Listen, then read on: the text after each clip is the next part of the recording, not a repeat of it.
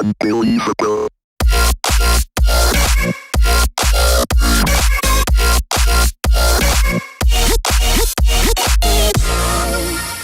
Hello. Today I'm going to be taking a look at the 30B with you guys, and I'm basically just going to show how I play the tank. I decided to do this because the tank has just come into the game in the store for 20k, and you get the tank fully upgraded with all the perks like gun rammer and all those things already installed on the tank. And I think for 20k gold, it's a really good buy because this tank is actually very well balanced, I think, for the tier. Because you've got really good mobility, and I'm going to bring up the stats here. You can see, compared to all the other tanks, medium tanks that I'd be sort of comparing this against in tier 10, you do have the sort of best mobility of them all, bar the Leo, but Leo's pretty much on par with the tank. It's very, very similar, but if you compare it to, say, like the 121 or the E50 or STB or somebody, I'm not going to bother comparing it to the Object 140 because we all know that tank is awful, but basically it's got really good mobility, but it lacks the armour of some of the other tanks, so it's very much the same as the Leopard 1 if you have that tank in the way I play it, except you've got a slightly stronger turret, because although you have a sort of tumor-esque cupola on the top that's very easy to pen if you're poking, as long as you wiggle your tank, you have good enough aim and accuracy in the gun. The gun dispersion is actually really nice in this tank, and dispersion on the move as well, that you're able to sort of really effectively use it. It's not quite as good as some of the other mediums, but then it's still, I think it's still worth, like, easy enough to handle. But anyway, I'm just going to show you a bit of the gameplay. As you can see, stats here, so its DPM isn't as good as other mediums in the tier. I think that's the one thing this tank really lacks, is the DPM to be able to sort of effectively brawl in this game. So what you want to do is not play this as a medium as such. I always play it in the light tank style, where you've got a decent enough view range that you can go up and sort of get early spots in, and then you back down and play passively, work with your teammates. So as you can see in this replay here, I've just basically been sort of working with whoever I see I have around me in order to clear tanks, basically use other people as a distraction for me to get into positions where I can work the enemy. And as you can see here, we're already doing pretty well. We're on 2.5k, but we're a tank down.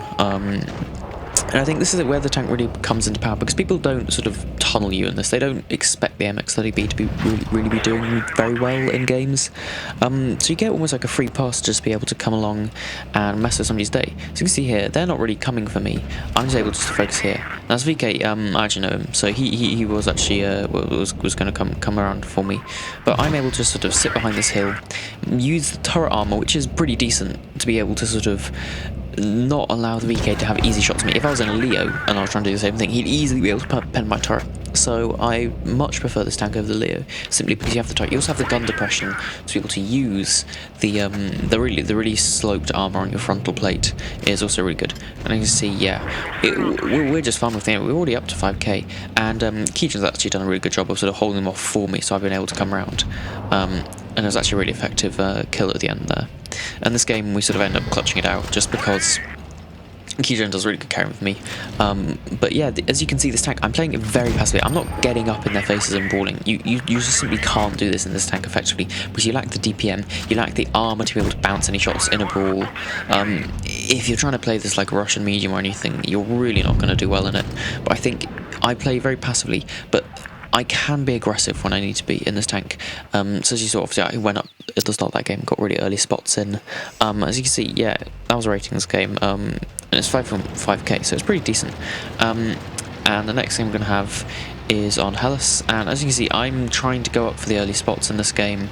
Basically this bush here is actually really good for spotting, because you can spot the heavy side if they're crossing across really easily, because you have overlook over the entire heavy side. So if you get a good tank like this, a spotting range, it's actually a really decent spot, and you'll see I spot the tanks with back camera like that on IS4 there, not IS4, IS7, and yeah, I can get early shots off. I'm spotted there, I think, because there's a tank over in the corner bush, so sort of the mirror bush to this one, and yeah, unfortunately I do get shot off, hit by the IS7, but it doesn't really matter. I don't really know what I'm trying to do here. This is a bit of a dumb move, doesn't even pen, but yeah, and then I'm trying to think, okay, what can I do in this game to sort of change the outcome? And I'm thinking, well, they've got the heavies down that side. They only have the one light tank, which over there, the Vickers Cruiser, yeah, that's another broken tank. I might do a video on it later, but basically, you're kind of looking in this tank to be really opportunistic and work out, all right, where can I go and basically just farm off the enemies, and use my gun effectively,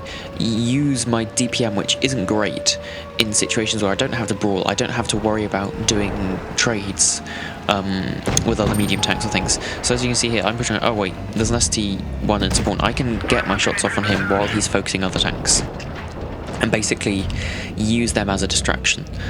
He's not looking at me, I'm able to easily just come up and farm this. I think these 2 games are in a row I had these.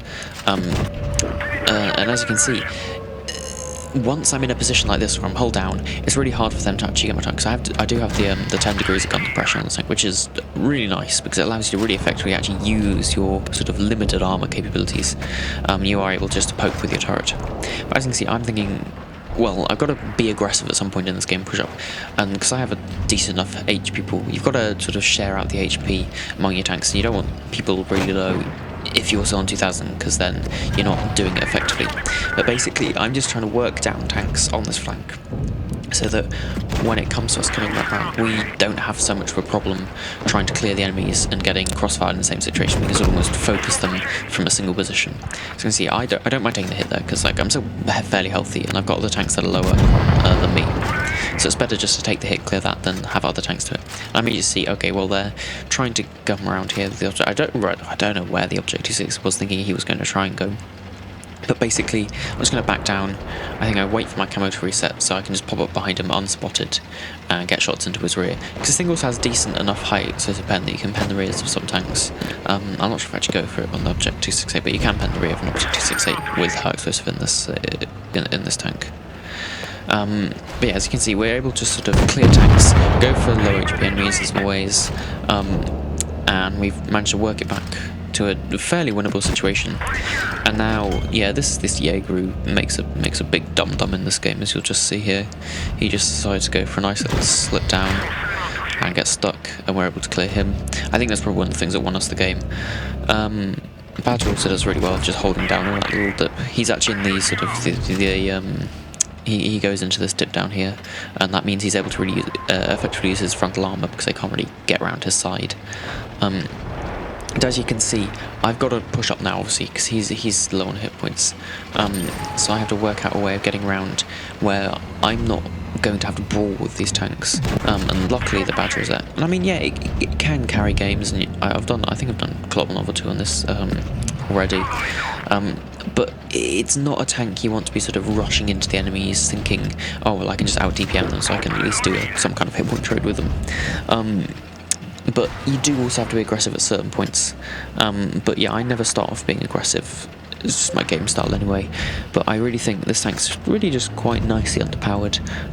If you can use it in the right situation. It is very situational. Like here, I'm in this ridge here, he can't shoot me because none of my tank part of my turret is exposed, and hitting the cupola when I'm wiggling like that is going to be kind of hard. You see, now I'm just able to come around and clear off this unit. Luckily that shot doesn't actually pen. Because you see, it's just 2 5k games that kind of highlight how I like to play this tank. Passive at the start, getting aggressive, moving in when I have to, basically making sure I'm not bleeding hit points right at the start game, trying to hit point trade, because you're not going to win DPM battles in a medium tank like this. But yeah, I think it's a really underpowered tank, and I thought I'd make this video just because it's in the store right now. Anyway, hope you enjoyed the video. I'll see you next time.